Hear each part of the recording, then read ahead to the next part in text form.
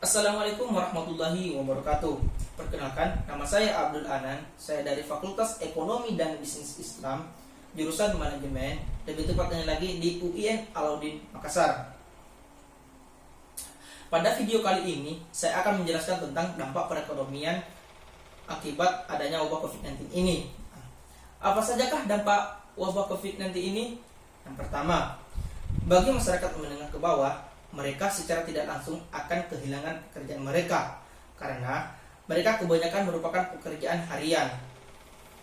Kita tahu bahwa adanya wabah COVID-19 ini sangat merugikan masyarakat, lebih lagi di bidang perekonomian, karena akibatnya adanya wabah ini menyebabkan masyarakat kelompok menengah ke bawah jadi susah karena pendapatan mereka ditopang pada setiap hari mereka bekerja.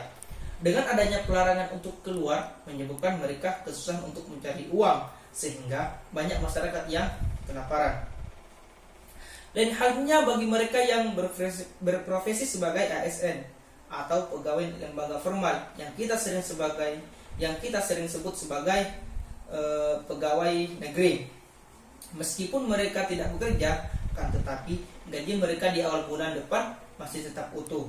Bayangkan kalau pegawai informal, pedagang kecil-kecilan, dan orang yang bekerjanya serabutan, tentu mereka sangat rentan dengan kemiskinan.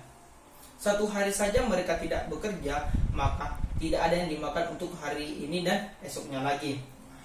Kita tidak usah jauh-jauh untuk berpikir mengenai hal itu. Hari-hari ini saja, transportasi online yang kita sering sebut sebagai ojol sangat sepi pendapatan, karena tidak ada yang mengorder. Nah, dan dampak yang terjadi yang kedua yaitu pada sektor pariwisata. Kita sudah ketahui bahwa akhir-akhir bulan ini sektor pariwisata sudah ditutup. Nah, jutaan orang yang hidupnya tergantung sektor pariwisata menjadi pengangguran. Jutaan pengelola dan pegawai destinasi pariwisata menganggur. Contohnya, pengelola destinasi pariwisata menjadi menganggur. Pemilik warung dan pegawai warung menjadi menganggur. Pelayanan toko souvenir tidak lagi bekerja. Pengelola jasa travel berhenti beroperasi. Supir dan kru bus pariwisata dan pemandu wisata menjadi menganggur. Jutaan pegawai hotel menganggur.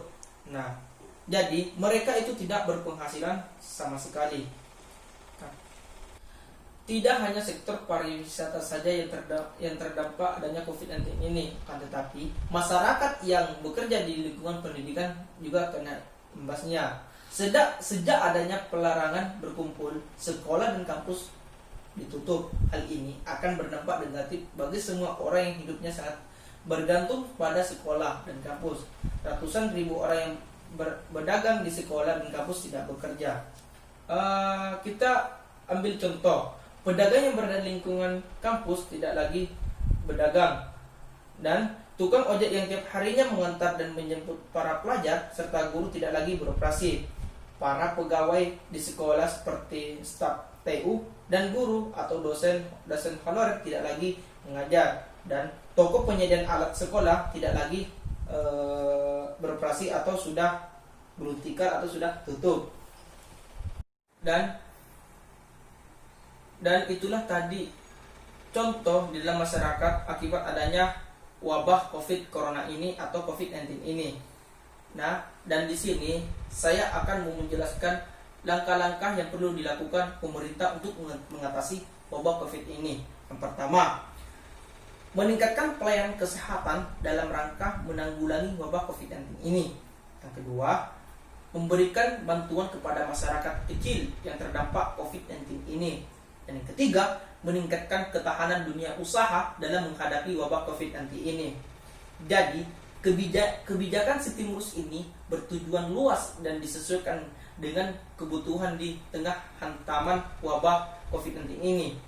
Salah satu kebijakan yang cukup baik adalah kebijakan pelonggaran pajak untuk meningkatkan ketahanan dunia usaha di tengah tekanan.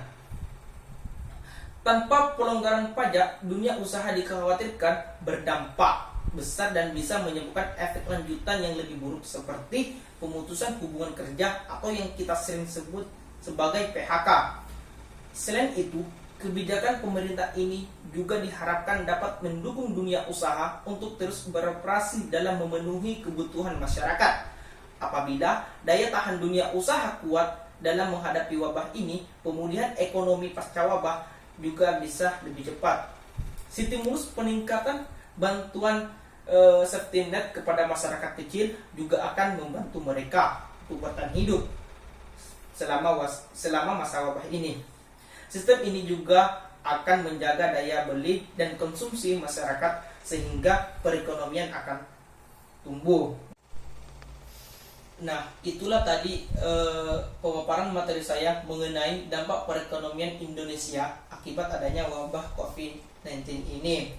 Dan sebelum saya menutup video ini, saya berterima kasih kepada Ibu Rusna selaku Ibu Pembimbing dari mata kuliah mikroekonomi ini. Semoga ilmu yang diberikan kepada kami menjadi ilmu yang manfaat dan ilmu yang barokah. Sekian, assalamualaikum warahmatullahi wabarakatuh.